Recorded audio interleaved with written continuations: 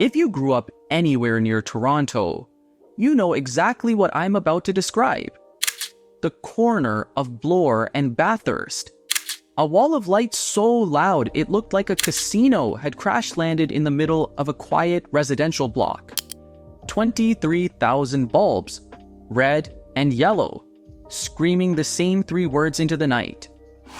Honest Ed's. And the strange thing, it never had a losing year. Not one. In nearly 70 years, the store turned a profit every year it was open. So how do you kill a store that always made money? Because something did. On December 31st, 2016, the lights went dark, the signs got sold off piece by piece, and the whole block was handed to a developer. This is the story of how Honest Ed's owned Toronto, and how the city quietly outgrew it. Start with what it actually was, because if you never went, the photos don't do it justice. It opened in 1948. A man named Ed Mirvish cashed in his wife Anne's insurance policy, took the money, and stocked a bargain basement with whatever he could scrounge from fire sales and bankruptcies. His first batch of inventory came out of a Woolworth's fire sale. He piled it on orange crates in a basement and started selling.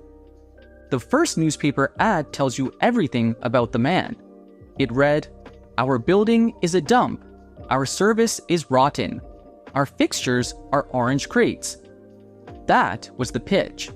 No charm, no polish, just rock-bottom prices and a wink. And Torontonians lined up around the block. It worked because of how retail actually ran back then. Manufacturers set the prices their goods could sell for.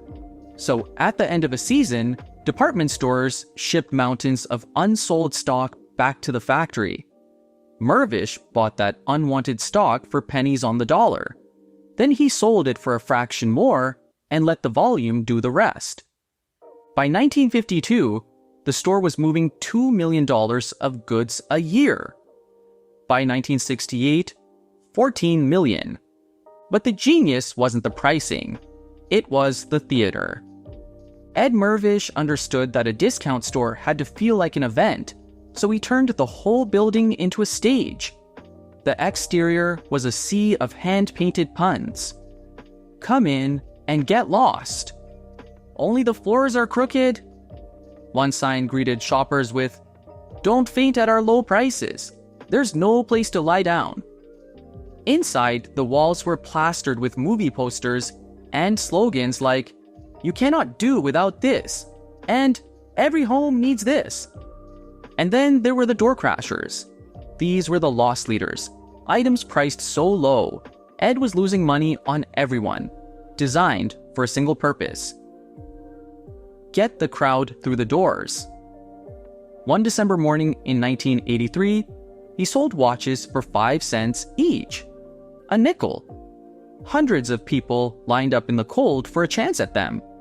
But for a huge slice of this city, those door crasher deals were a lifeline. And that's where the story stops being about a store. Toronto in the post-war decades was an immigrant city, and Honest Ed's sat right in the middle of it. Families arriving from Europe, the Caribbean, everywhere would pile into the car on a Saturday morning and make the drive to Bathurst and Bloor. They'd line up before the doors opened for whatever the door crasher special was that week, then stock up on canned goods and cleaning supplies at prices nobody else in the city could touch. The food section carried items for immigrant families that simply weren't sold anywhere else.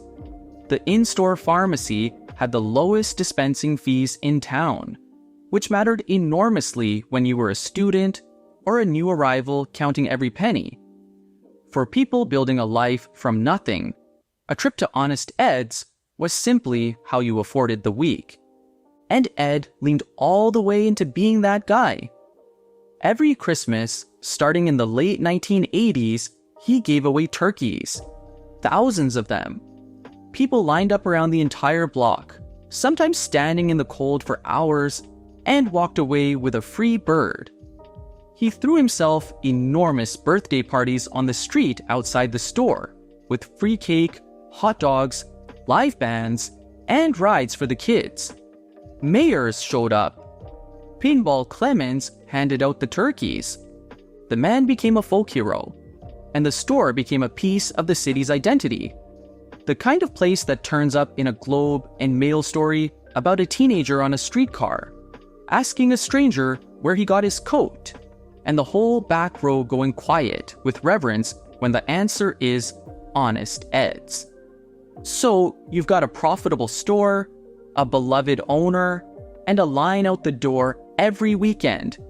Everything is working. Which raises the obvious question.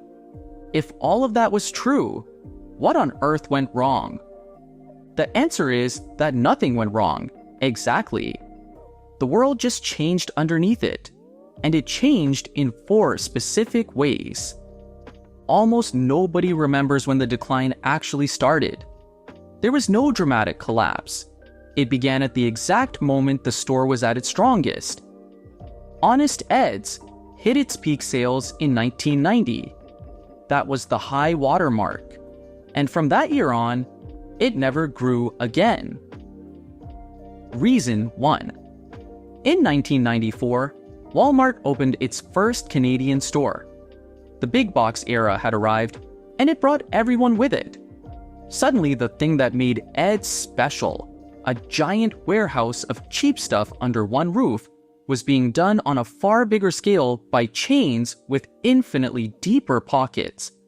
Ed couldn't outdiscount a multinational. Nobody could. Reason 2. The internet. Online shopping pulled the floor out from under the whole model of driving downtown to dig through bins for a bargain. The trip itself had always been half the point, and now the bargain came to your door instead. But the deeper damage was geographic, and this is the part that actually explains it. Reason 3. Downtown Toronto gentrified.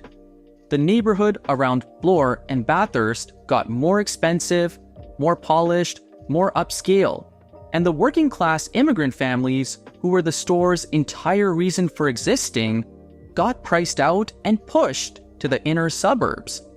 Scarborough, Agincourt, places far from the corner of Bloor and Bathurst.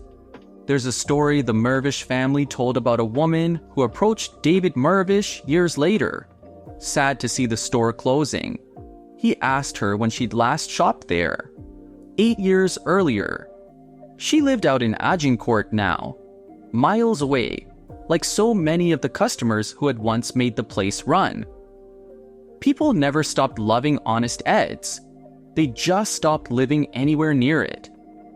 You can watch it happen in a single number. The staff. At its height, Honest Ed's employed around 400 people. By the end, it was down to 75. And then there's reason 4, which is really a story about a family.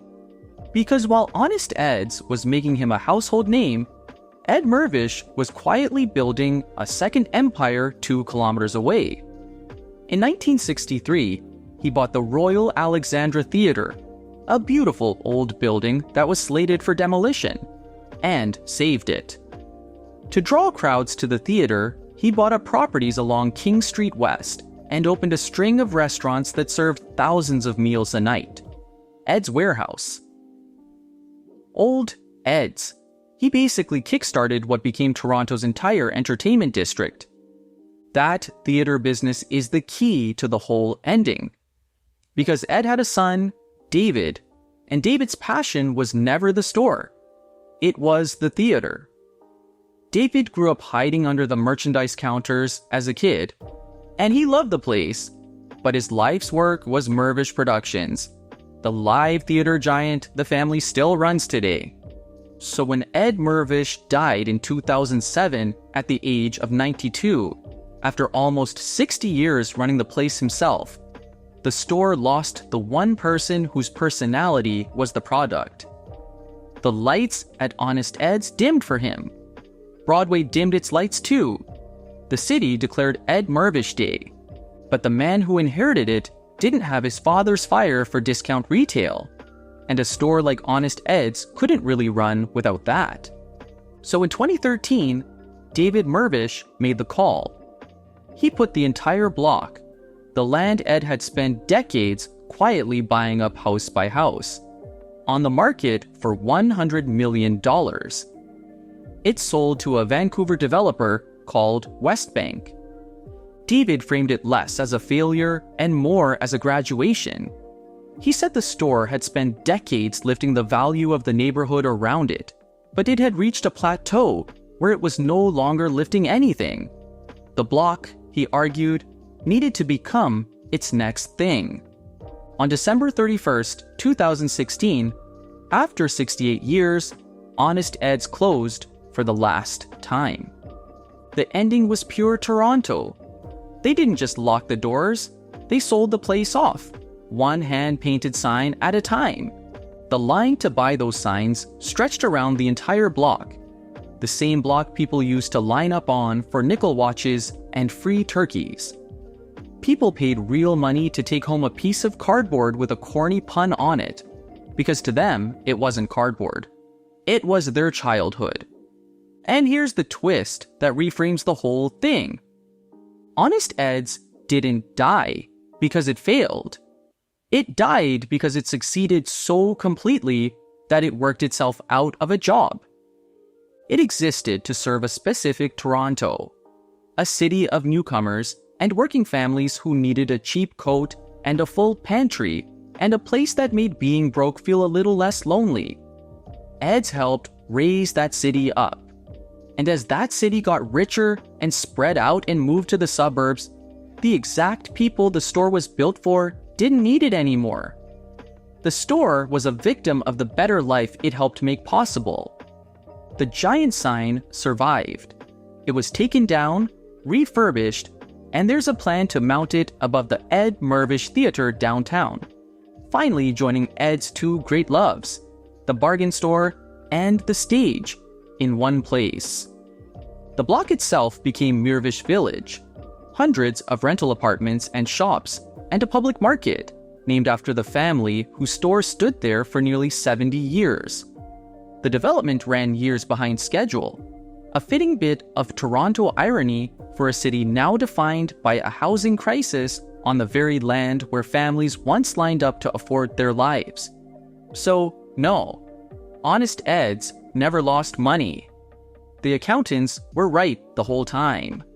It just turned out that a store can do everything right and still belong to a world that no longer exists. If you ever lined up for a turkey, or stood out front on a Saturday morning, or still have one of those hand-painted signs hanging somewhere in your house, tell me about it in the comments. I want to hear which door crasher your family drove downtown for.